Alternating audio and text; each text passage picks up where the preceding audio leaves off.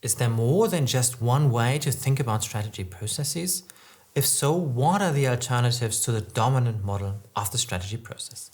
That's what we explore together in this video. There are three things that we want to do. First of all, we want to look at the distinct conceptions of the strategy process. We want to really review the different strategy models that go by the name of strategy schools. And we then look at two extreme points on this continuum of distinct strategy schools. We look, first of all, at the design school, which bears many similarities with the dominant model of strategy processes, and then turn our attention to the antithesis, to the learning school. If we focus again on the evolution of strategy research over time, then we see that the conception of strategy has actually changed over time. That the understanding of strategy has become richer.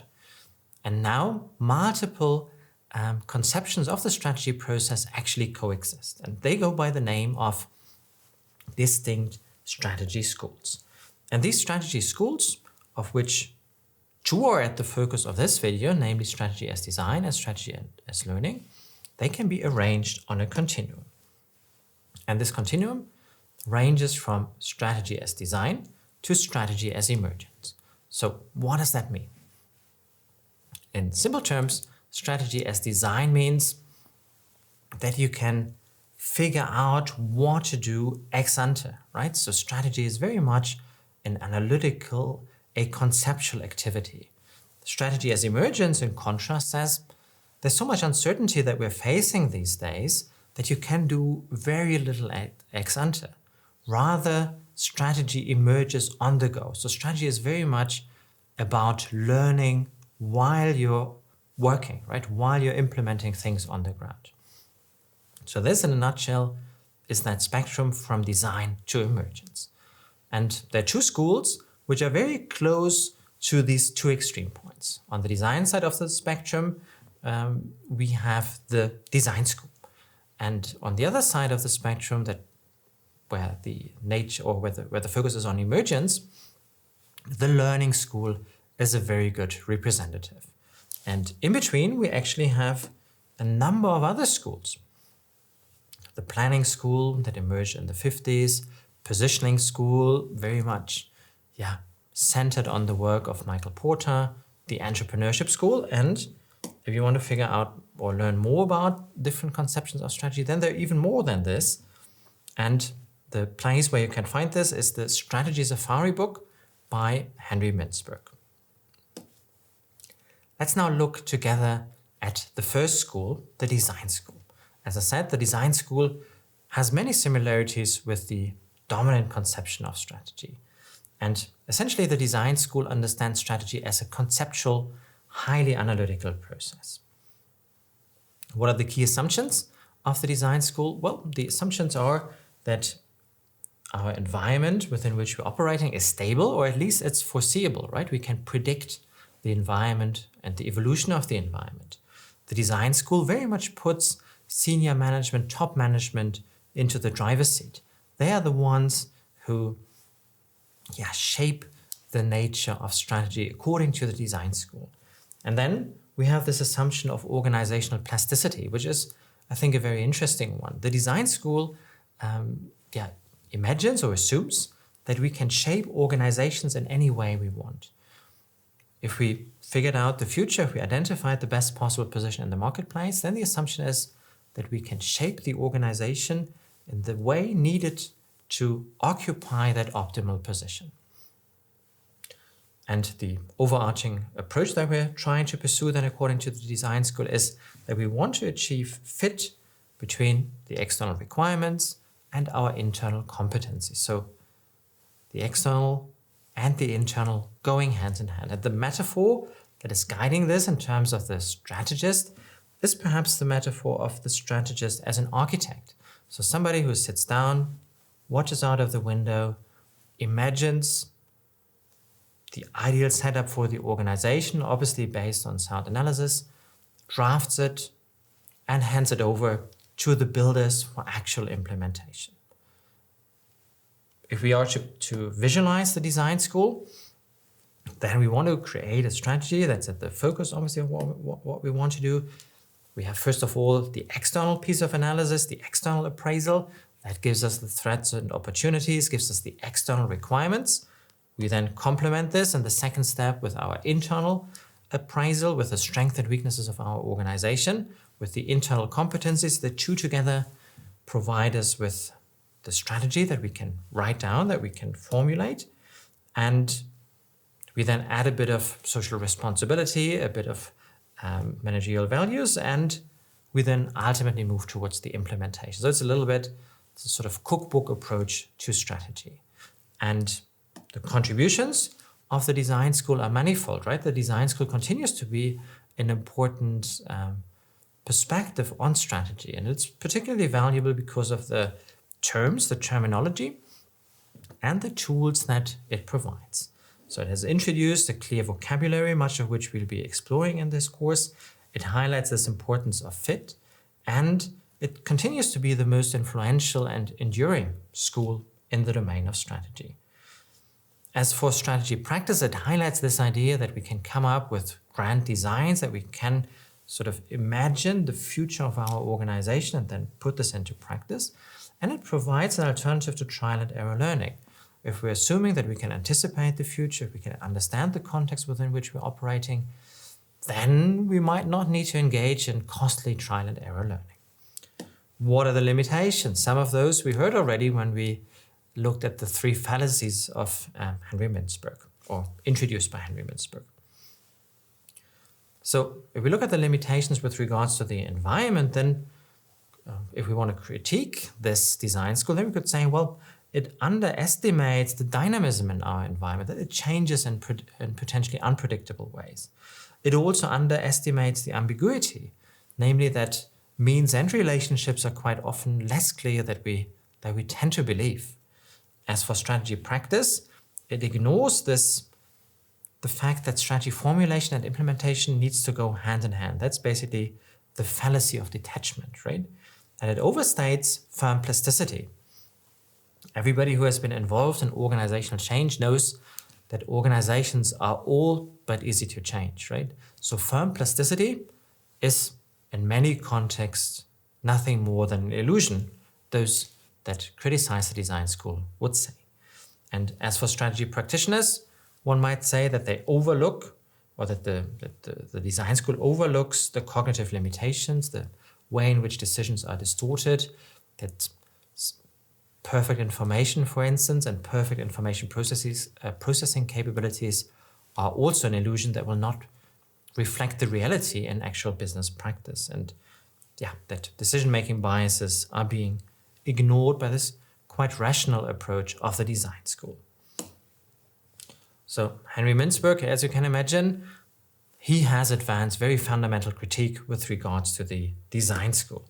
He said that the design school encourages us to oversimplify strategy. And it doesn't really account for the fact that strategy is a long, complex, messy, and challenging learning process. So we cannot really ex ante derive our strategy. It is a painful, long process of learning. It also encourages us to detach the thinking from the acting part. And strategy, according to Mintzberg, doesn't emerge in headquarters. It doesn't emerge in the operating room of a few strategy consultants. Strategy actually emerges in exchange with customers, in exchange with employees on the shop floor, where the actual action takes place. This is where strategy comes from. So, with regards to, or with these two critiques in mind, he says that the design school may be the root cause why some organizations today face very serious problems, because they oversimplify strategy and because they detach the thinking from the acting part. Well, is Henry Mintzberg's radical critique of the design school justified? What is our opinion about this? Well, we might agree that there are there's some truth in this critique, but perhaps the most important question is, what's the alternative? How else can we think of strategy processes? And is that alternative without its own imperfections? That's what we want to explore together now. And one alternative advance in this regard is the learning school. And you can think of the learning school as being the antithesis, like the opposite of the design school. And here the idea is that the strategist is not an architect, but a student. Is somebody that needs to learn, that needs to keep attentive as things unfold. And strategy then is a learning process, is an emergent process. We only learn things as we do it. And it's this idea of learning by doing that is at the core of the learning school. And the assumptions here are that the environment within which we're operating is highly dynamic. It's unpredictable. And if it's unpredictable, we don't even need to try to figure it out ex ante.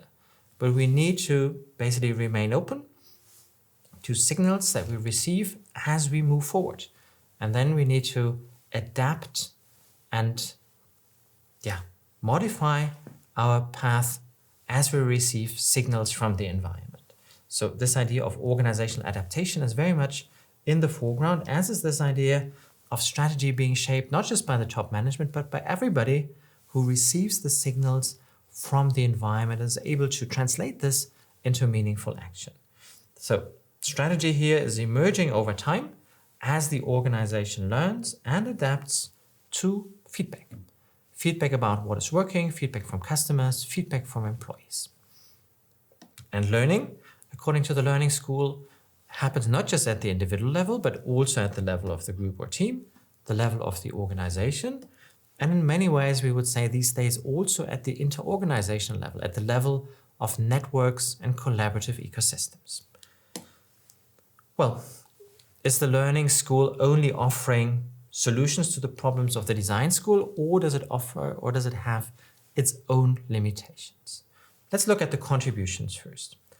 I think importantly, it highlights the role of organizational learning.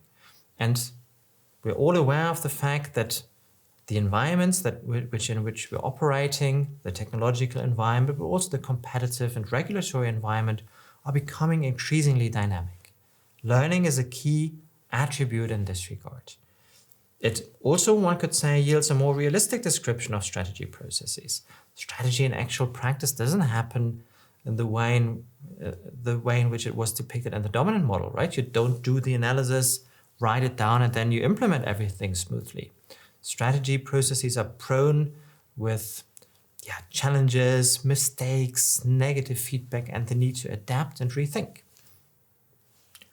As for strategy practice, the learning school highlights the need that we need to develop learning capabilities at the individual level, but also the organizational level. And it highlights the importance of experimentation and performance feedback.